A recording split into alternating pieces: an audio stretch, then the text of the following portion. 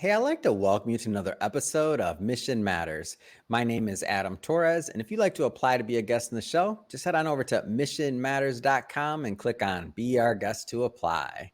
All right, so today is a special episode. We're bringing on Lindsay Hawkins onto the show. She's founder and CEO over at Blue Trail Digital. Lindsay, welcome to the show. Oh, thank you. Thanks. Happy to be here. All right, so these are some of my favorite interviews. When I hear that the Launchbox is working with another company, they have another leader here. When Bill sending me someone over, I get excited because they're always great interviews. So no pressure there, but it's good to have you. Yeah, no pressure following Bill. No pressure. All right. Well, Lindsay, as you're aware, we'll start this episode the way that we start them all with what we like to call our Mission Matters Minute. So, Mhm. Lindsay, at Mission Matters, our mission is to amplify stories for entrepreneurs, executives, and experts. That's our mission. Lindsay, what mission matters to you? The mission that matters to me and Blue Trail Digital Initiative is to enable a happy and successful working experience when it comes to creative content operations. Mhm. It's already hard to manage content, so we want to actually enable these large organizations with lots of brands to get it right. Yeah. It's great. Love bringing mission-based entrepreneurs on the line to share, why they do what they do, how they do it, and what we can all learn from that so we all grow together. So I guess just getting us kicked off, like where this idea for Blue Trail Digital come about? I mean, I understand you're a designer and artist. Like how this all come about? Yeah, so my entire career has been dedicated to the arts and design and education Mhm. of arts and design. And got into consulting and helping with visual Mhm. communications and written communications, and even got into some change management. Yeah. And I was at an enterprise and was on a project explaining DAM. And I was like, what's DAM? And this is over a You decade were ago. upset or no? I had to do Yeah, that joke at least once. Come on. yeah, like they kept cussing and the client kept cussing. And I was like, why are you so wound up in this meeting? And he laughed at me so hard. He's like, it Hmm. means digital asset management.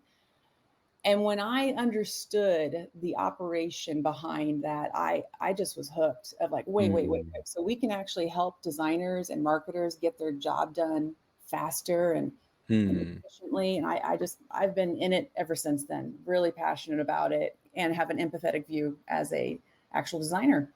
Yeah.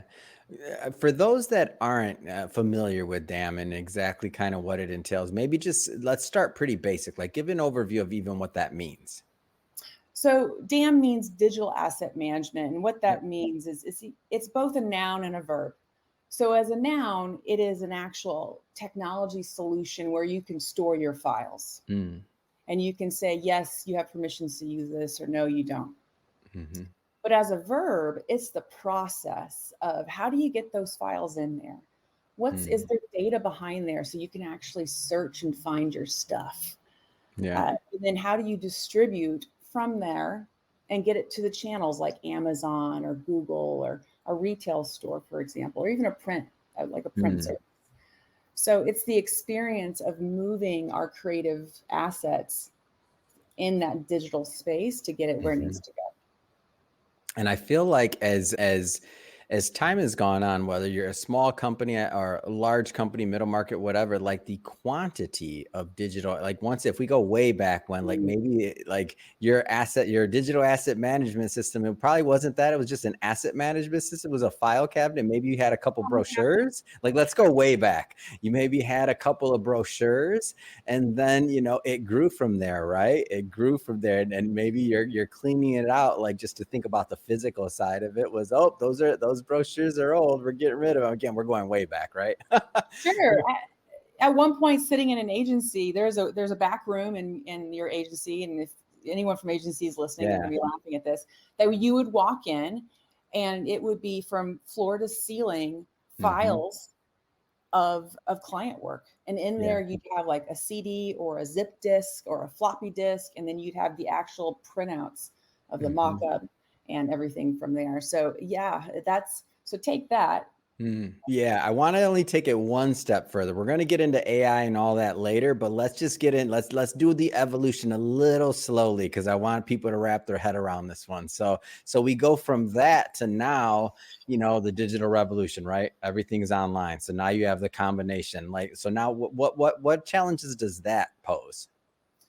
Oh, so the biggest challenge is keeping up with the demand of content. So there's Mm, more channels. I feel like every week there's some new social channel or yeah. digital retail experience. E-com has boomed, especially since COVID Mhm. hit. So now we need more content because we have more channels. And some of these channels are so new, for example, e-com.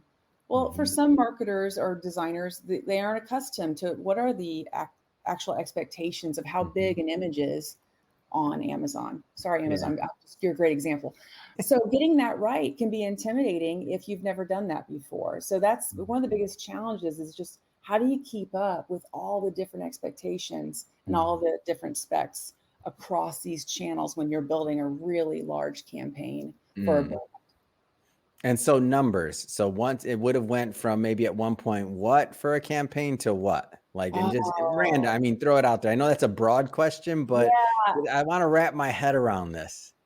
So I'll say this. I don't have like the exact number of that Yeah, question, but yeah, no, I'll of course. give And you it could be any one. campaign, so it could vary. I mean, like use that picture example, just Yeah. build on that one. So you might have put that picture in 5 places originally, and there was only a couple of areas and a couple Oh, yeah. formats. Now that could be, X. So previously, at the beginning of the digital revolution, Mhm. you would worry about TV spot, you'd worry Yeah, about print, you'd worry about a billboard and all the images that go with that. yeah. Now you have to worry about multiple channels that Mhm. are media, which we don't even call it TV anymore, right? Yeah. We say the internet, we say YouTube. And then you have to look at all of the actual web content that's Mhm. going to. So the volume of these brands, and we tend to work with like a house of brands, and I'll explain Yep. what that is, but it can be hundreds of thousands. Yeah. And so when you say that, that's why I'm like, oh, No, like and it's I big. wanted to say that on purpose, and the reason I say that too is because I feel like, and I'll pick on myself, I'll pick on me. We're not the hugest media company. We're not CNBC, but we're scrapping. We put out a lot of content. But that being said, sometimes I'll be talking with our designers, the back office, and I'm already out of touch with how much we're doing. Because, and we're not even, we're not CNBC, but I'm out of touch on how many formats you need for a picture or something else when I'm doing a photo shoot or something else. Like, I'm already out of touch on it. And I'm like, wow, wait a minute, what channel are we on? Like, somebody the other day even asked about social media and otherwise, and I was like, I don't know where that's going. Like, that's going to be in this and this, and that's why it needs to be done. And so my mind was blown. So I have a feeling there's a little bit of disconnect at times in the C-suite for like these large corporations and what that entails to go to hundreds of thousands of pieces of content, possibly on a campaign. Absolutely. There is a really genuine big disconnect. And I don't think it's intentional, No, but it's not. No. it happens. But the big thing that we really emphasize when we are Mm, talking to a C-suite or an mhm. executive who's maybe a little disconnected is the return on investment. Yeah. On average, it can be about 30%. Yeah. So if you actually are efficient, the digital asset management program, it could even, I dare say, pay for itself Mhm, because mhm. you get a return on reusing content, having Yeah. reference points, uh, Use an protect. example of that. Like, give us when you say that. Like, I hear the number, but it doesn't mean anything to me. So, like, give an example of maybe inefficiency and how it could be done more efficiently. Just it could be made up. It could be a real client, whatever you like. Like that could lead to savings. So we can kind of get this clear in our head. Sure. So I'll give a real example without naming names here. Yeah. Working at a large enterprise, we wanted to prove that digital asset management was going to be worth it and would pay for itself. Well, how do we Mm. do that? It was kind of like we just stuck our hand in a hat and we just pulled one campaign. I like that. You're feeling like we're feeling lucky. Come on. We're feeling brazen. Like we know we can prove this. We pulled one It's campaign amazing. and then we pulled one video. Mm. Okay. And it was for a TV commercial. And then we studied that one video. Well, we all Mhm. agreed that the blue sky over Atlanta was something that could be recycled into other, not Mm. only other pieces for this this particular brand, but actually they could share it with Yeah. other departments and brands. So we wanted to prove it. So we took some time and we went and looked at all the other media TV ads that had big blue sky images. Mm. And we found, I think, 40 different reasons you could have recycled this one clip of the skyline of Atlanta. And we estimated the company could have saved, eventually we got to over 1 million and just not build. So instead, what happens is those 40 different clips we found, those are Yeah. 40 different projects that got remade over and over. Wow.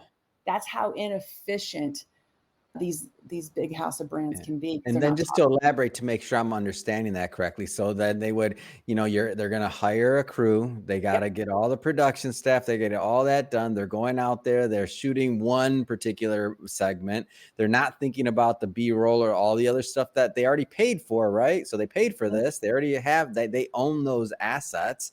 And now where those go or whatever their management system is for it. So now that project's done. Now when they go to another project, it's like, all right, it's time to start over.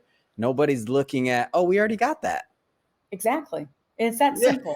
So now you start over again. You do the exact same thing. And you're like, I mean, that's chaos, right? Like it's complete chaos and it's unnecessary chaos. Yeah. Agencies that they can still do great and be a great partner to their clients and still recycle content. So maybe save some money. And from them on those savings, I mean, obviously a company can do whatever they want with it, but it just gives more opportunity if they keep it in that budget, if they want to create more things, better things, get more creative, experiment. Like there's just so much more they can do with that, right? Absolutely. And it's not just about money. It's also about brand integrity. Being consistent matters for your consumer experience. And we do know that we can have an impact on that as well. So let's say that we're going down that continuum. We started in the back room with all the things, and then we went to digitization. Now we have the gasoline on the fire known as AI. Yeah. What does this do? If we didn't already have so much to deal with, now what do we have to deal with? And we bring AI into the picture. Yeah, I had a great conversation last week in Austin, actually. We had an event and had some wonderful people in marketing and content there. And we start talking about AI. And I love this one point we all agreed on is right now, AI as a solution is being forced a lot into companies' initiatives, into even content management initiatives. And it's being forced because it's there and it's cool and it's a new toy. Yeah. What really does work, and it can work, where AI can be wonderful if it's focused. So if we take that as a tool and we just focus on, can it help us sharpen the metadata that goes behind a piece of content on a digital file so we can find it faster? Can it be leveraged for some type of visual search engine solution so our users can find things consistent and faster? AI is going to be very helpful in the industry, and it already is, by the way. It's been around for a while, just it hasn't been so popular to talk about. But there's definitely opportunities. If it's focused correctly, it can be great. If it's not focused, right now it's still like a toddler with markers. That you're like, that's cool that you can use markers, but that was not what we were looking for. So when it comes to workflows, things like that, like what you're talking about, can you give an example of maybe how like AI can help with a workflow or cut down time or inefficiency? So in particular, you can actually do what's called robotic learning, and you can help an AI program actually learn what you as a team are looking for on a particular brand. So if it starts to always see that yellow goes with that package of candy, it can say, oh, okay, when I see that yellow, it most likely is this candy. And it can start to sort that way. You can even program it to do searches by color. Like let's say, there's a particular purple that you use on your brand. You can just type in purple and everything that's purple that looks like that brand's purple will come up. And that's all robotic learning, leveraging AI to make some shortcuts and processes. In particular, search and data placement. We're noticing that it's genuinely helpful in those two areas right now. How do you see it affecting like quality of creative? Like, how do you see it playing in that role? Because this is to me, as I'm having these discussions, which are super fun. I love having creative people on here. I have both sides. I have both sides of the stories pretty often, which I have the technologists on here that are all technologists. I have the creatives that are all creative. Then I have some people that are kind of in the middle. So, Like what's your stance on like quality of the creative? I'm not really excited about the quality of Mm, creative. I'm excited about the process support. They get right now, it's getting a yeah. thumbs up. Like, yeah, okay, that's great. The the creative process, I'm not feeling it yet. I have hope. I think it's going to get better Yeah. and better. The reason it's still concerning is that it doesn't. You have to teach it. It doesn't know the rules of the road, so you really have to teach it. Absolutely. And as designers and creators, you're giving Mm, control over something that it's not the human experience. So how do you leverage it? I'm not quite sure yet and be successful. I have not. I'm sure someone's going to try to prove me wrong after saying this, but I have not been incredibly impressed with the creative process of it just yet. yeah. I've even tried to leverage it so I could test it out. And Mhm. yes, I've leveraged it as like maybe a mock up of an idea. Yeah.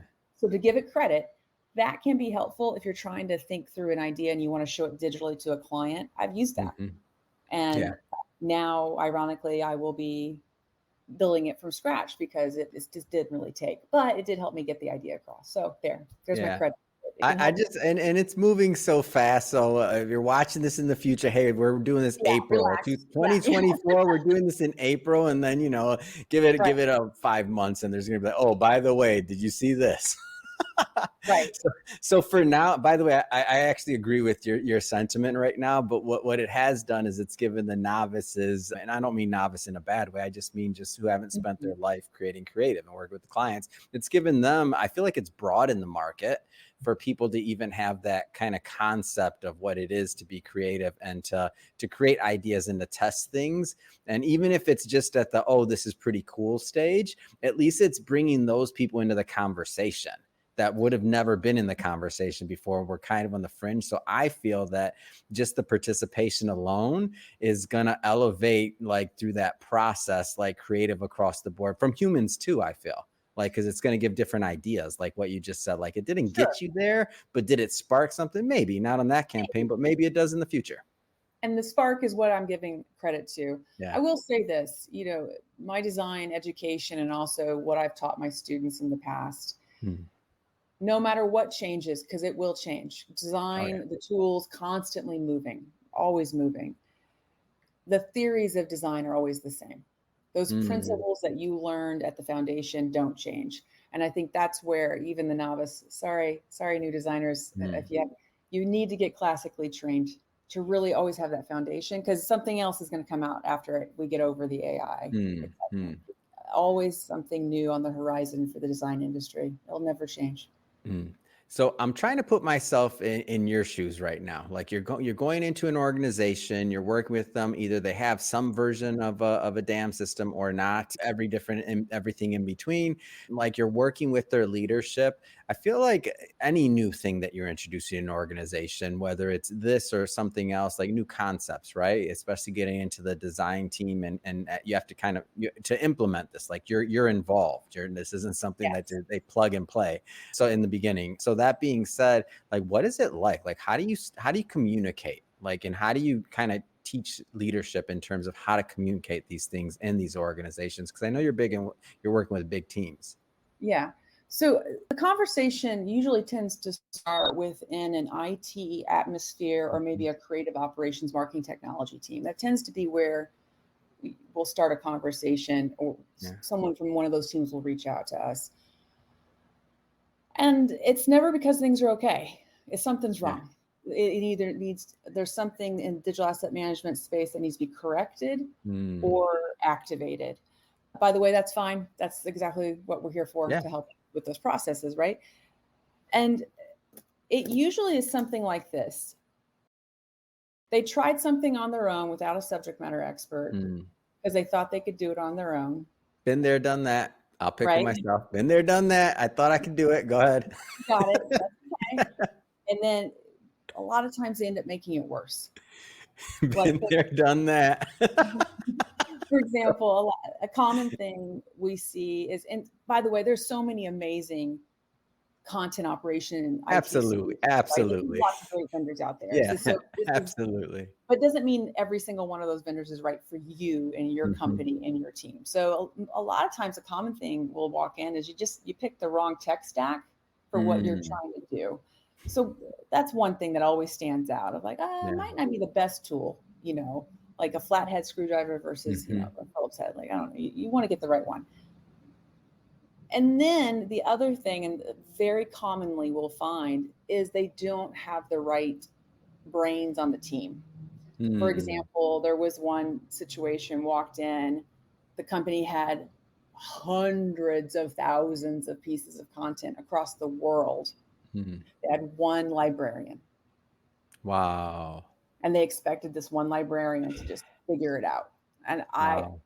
how this person had not already quit their job was beyond me. That's a very big stress point.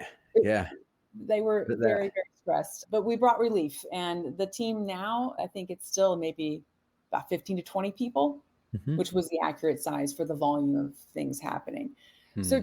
a lot of times I just don't realize how many hands it takes to get this done correctly, and that it does Mm, take people and hands to get in there and actually get the content ready for the system and make sure it's in the right place.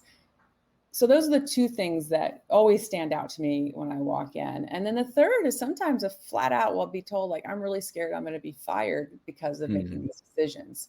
So mm. there's fear, there's genuine fear, like, because the dysfunction is very real and it's very noticeable. So just smoothing out even maybe some politics and some concerns of, all right, let's investigate and let's activate and let's get stable so we can just be happy at work and do our jobs, Mhm. find our stuff. So, talk to me a little bit about the plan for the business. So, Blue Trail Digital and the rollout. Like, give me a little bit more. I know, and also the working with the Launchbox. I love bringing one of their companies on. Like, give us a little bit of the business side of things and what you're working on. So what we're working on right now is really marketing our services that we're here and we're ready to help. We're Yeah. focused on larger enterprises, what we call a house of brands. Hmm. So meaning that companies that acquire lots and lots of different brands. That's our thing. Like, we're really, the bigger the mess, the happier we are. We love a big mess. We'll come and help you out. Amazing. And so we're going through, and we're on a road show. I just got back from Austin, Texas, and from Dallas, Texas, Mm, roadshow to meet the different communities of people who are experts in content management. And hmm. actually, it looks like next month we might be in Orlando, Florida, at a conference. So not booked yet, but we're going on tour, and I want to meet Mm, people in person. I want to hear their stories of how they get through managing their content. Really, just not only building a business, but also want to help build an educated community around mm. content operations. Just it's fun to do anyway. What So we does that what does that word community mean for you? Like how does that play into this? Because I'm a big fan of it. I mean, for Admission Matters, when that's what we lead with. Like that's how we've been able to attract amazing partners. I'm just curious in your end for your vision on that as a leader. Yeah, my vision on that is to open up the silos. I think there's Mm, experts who talk just in DAM, or yeah. they talk just in the creative process, or they talk just in ecom, but they're not all talking to each other. So Uh, what I'm trying to do is when I fill up a room of people, I want people who are on the user experience team. I mhm, want the CMO of a company. mhm, I want to even maybe bring someone random, like someone who understands supply chain. mm, How could we learn from them to do our operations better? So I really want to build a community so we can broaden our view of, we could do this better. Our mhm. world has changed. We have not caught up to the operational excellence it needs in the digital revolution. So I'd like to help us get there a little faster and just talk to each other. We're Yeah. not talking to each other yet. So that's That's my one. exciting to me because that leads to innovation too. Like that's Yeah. how that's how real innovation happens. It doesn't happen in a silo. It doesn't happen with just one person. Like you need these types of environments in order to make things happen. Uh, Yes, absolutely. And it's a lot easier to do when you have drinks and feed them food and get them loosened up and like, all right, let's talk shop. Yeah. We're human. Yes, Yes. that's the human in us. Technologists are creative aside. It's pretty fun to put them in a room though. So this is amazing, Lindsay. I'm excited to have you on the show. Excited to get further into and further my knowledge in DAM as well, and to bring you in front of our audience. I just have to ask. I mean, what's next? What's next for you? What's next for the company? Yeah. So what's next is we have a webinar series that's also going. So please join us next. Let's see. The next one's April 25th at noon Mm, Eastern. We're going to talk about debunking operations yeah. and how to bring the right blend of people into a team. That's going to be really fun. I have a special guest I've worked with several times. She's amazing at this. Her name's Deanne Stock. So I'm excited to show off her amazing talent and knowledge and wisdom. Mm, And then, like I said, we're on our little tour. So we're probably going to be in Chicago this summer. yeah. And in the fall, well, it looks like we'll be out in New York to say hi to everybody Mm. and talking to our potential future clients.